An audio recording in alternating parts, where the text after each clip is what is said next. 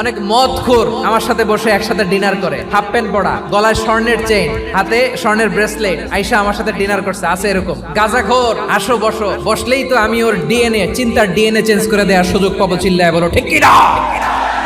আমার অনেক হিন্দু পরিচিত ভাই আছে, ওরা আমাদের ইফতারির প্রোগ্রামে এসে একসাথে ইফতারি করে। বিশ্বনবী ইহুদির বাড়িতে গেলেন, আর আমার মুসলমান ভাই আমার কাফের বলে, এরকম আছে না নাই? মুসলিমরা দেখতে পারে না, সহ্য করতে পারে। বিষ্ণু ইসা ইসলামের খাদেম ছিল ইহুদি, এতদিন খেদমত করলো, একদিনও বিশ্বনবী ওরে কালিমার দাওয়াত দেয় নাই। কারণ কি? বিশ্বনবী একটা ভালো সময়ের অপেক্ষা করতেছিলেন, দায়ী সুযোগ খুঁজে কখন দাওয়াত দিলে ব্যাটে বলে হবে, ঝোপ বুঝে কোপ মারে। বিষ্ণু ইসা ইসলাম ভালো সময়ের অপেক্ষা করতেছিলেন, দেখি আস্তে আস্তে এমন সময় আসছে, ছেলে এবার মুমূর্ষ, যখনই টাইমিং পেয়েছেন দাওয়াত দিলেন, পড়ো লা ইলাহা ইল্লাল্লাহ। প্রতিবেশী ইহুদি হোক হিন্দু হোক, যাবেন, সুসম্পর্ক রাখবেন, উপহার দিবেন, বিপদে পাশে দাঁড়াবেন, অসুস্থ হইলে একটু আপেল নিয়ে যান, আঙ্গুর নিয়ে যান। ইসলামের বিউটি দেখে, সৌন্দর্য দেখে অবাক হবে, নসিব ভালো হলে কোনোদিন কালিমা পড়ে মুসলমান হয়ে যাবে।